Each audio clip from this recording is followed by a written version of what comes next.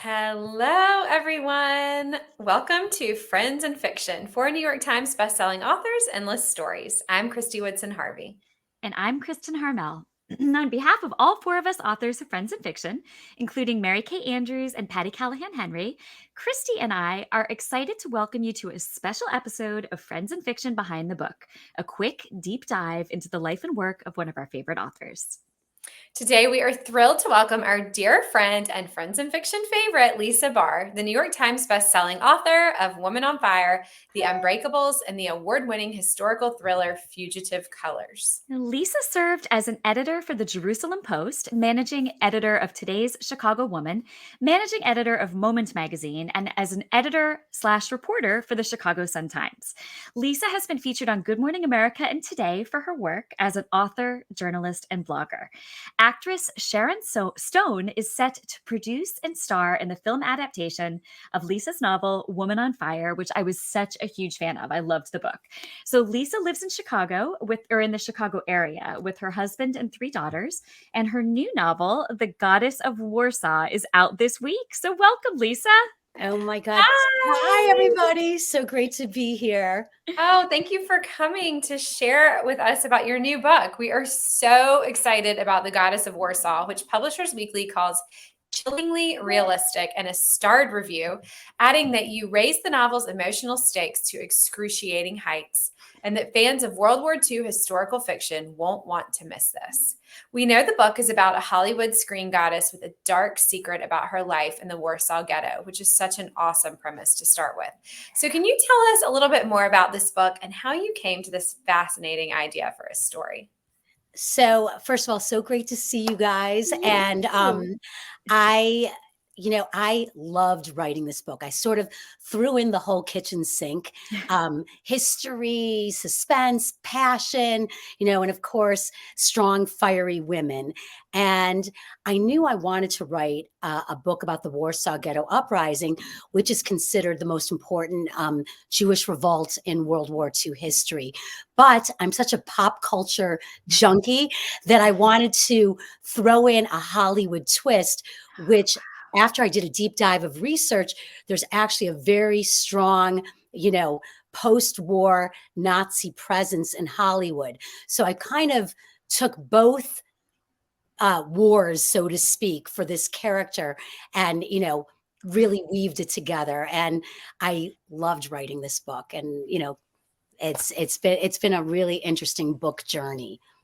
So great. Can you tell us a little bit about it? Just kind of give us an overview of what the book's about. Yes. So there's a character. Her name is, it starts off with a woman named Lena Browning, and she's a fabulous Hollywood legendary actress. I was inspired by Lauren Bacall, whose real name is Betty Jane Persky, whose mother was a Holocaust survivor.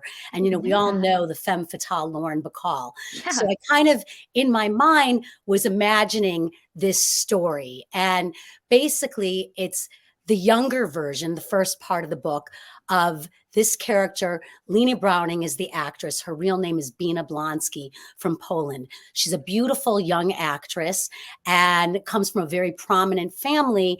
And then the war kicks in, and she and her family and all the Jews, 400,000 Jews of Warsaw, were put into this ghetto and everything taken away from them. And so Bina, like everyone else, had to survive.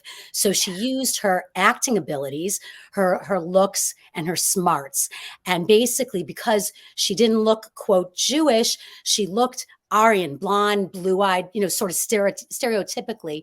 She was able to sneak out of the ghetto through sewers and et cetera, and to smuggle and bring in medicine and food. Later, it became her becoming an assassin for the Jewish resistance.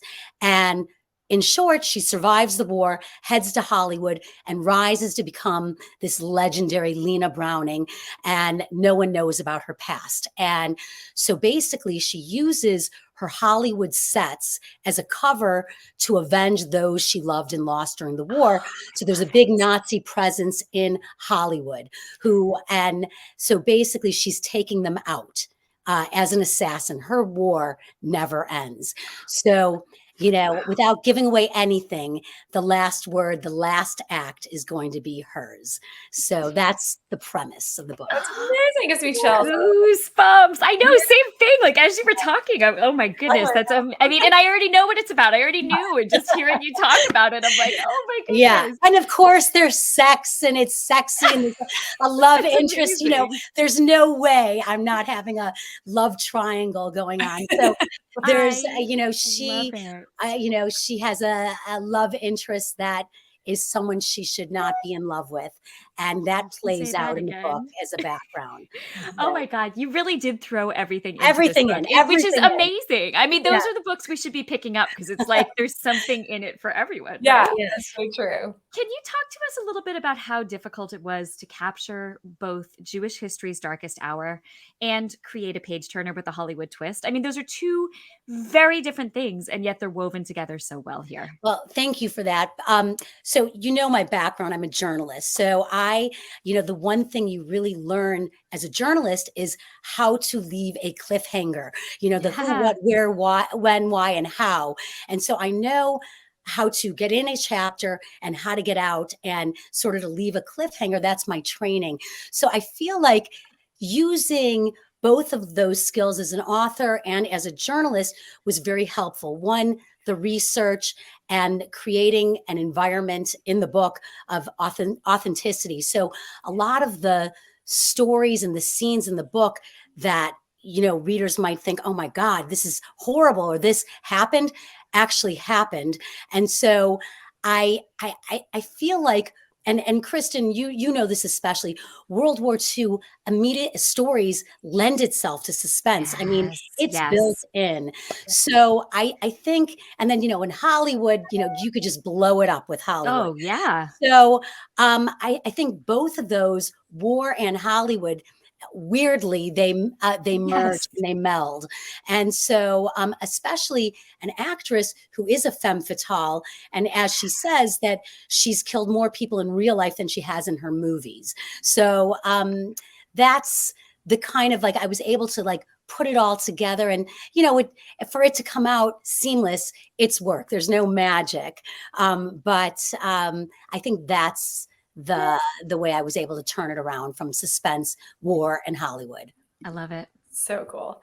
Well, gosh, talk about things that give you chills, Lisa. So in our Friends in Fiction newsletter, you mentioned that you were able to spend an afternoon with a survivor of the Warsaw Ghetto and 5 concentration camps. Yeah.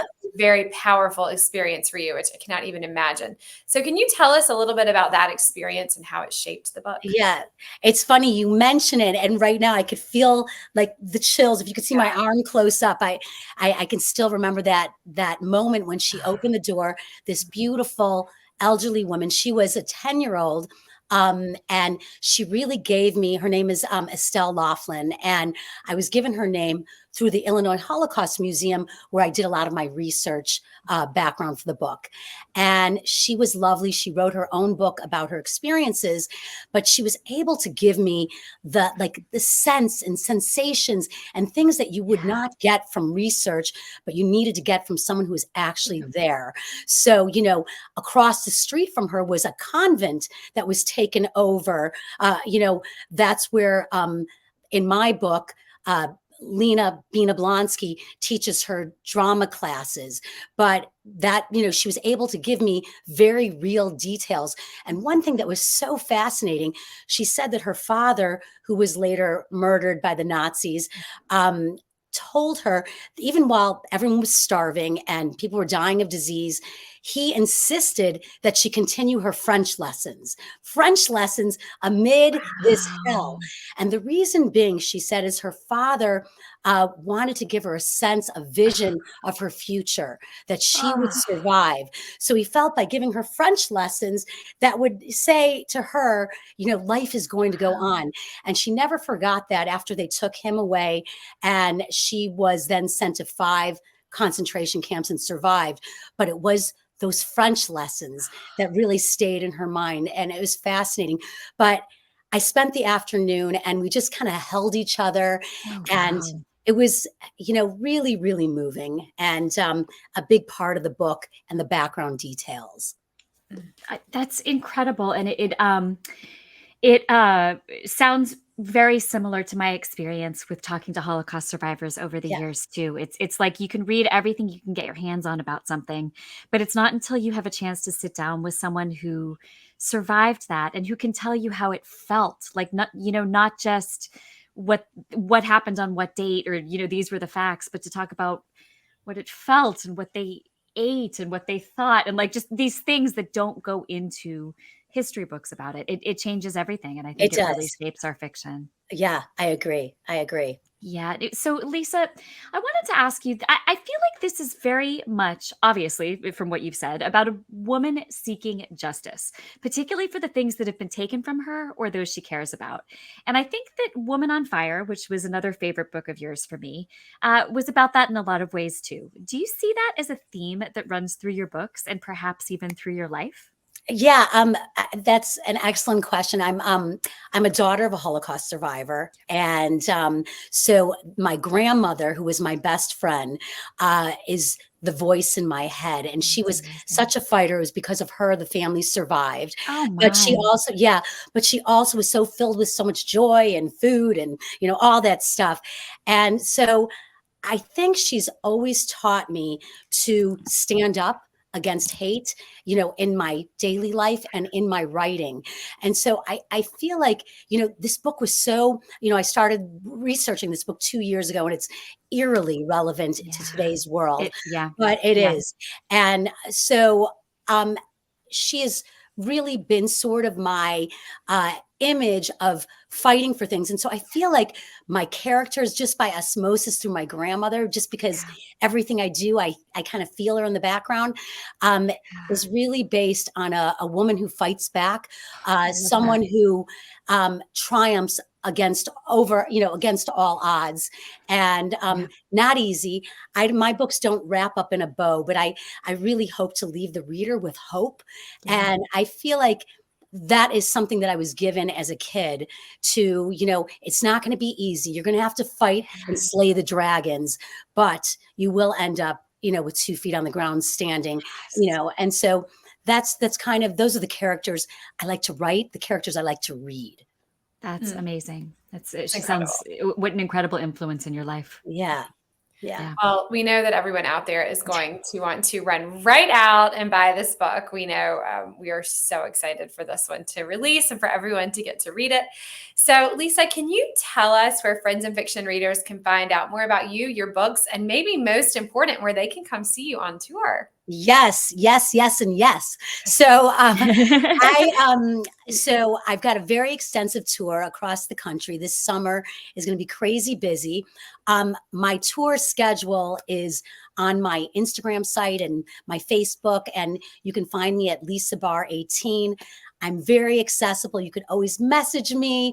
I'm always happy to connect to readers in any way, and that's probably the best place to find me. Also, I have a book site, lisabarr.com, pretty easy, where my schedule is updated constantly. So, you could find me there, and I'm available. And, I always say to all my readers, I'm an open book. So if you have want to share something with me, I will answer your questions always. Oh, that's amazing. Well, Lisa, we love you and you have been such a wonderful guest. Thank you for sharing your time with us today.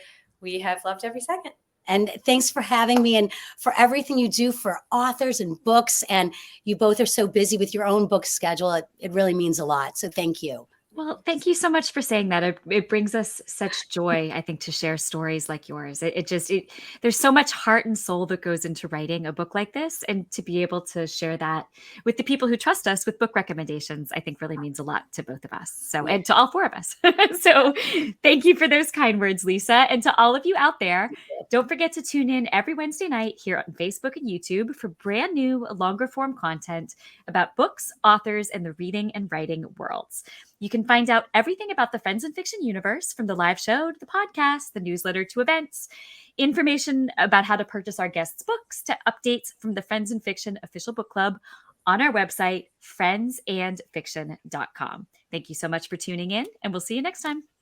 Bye.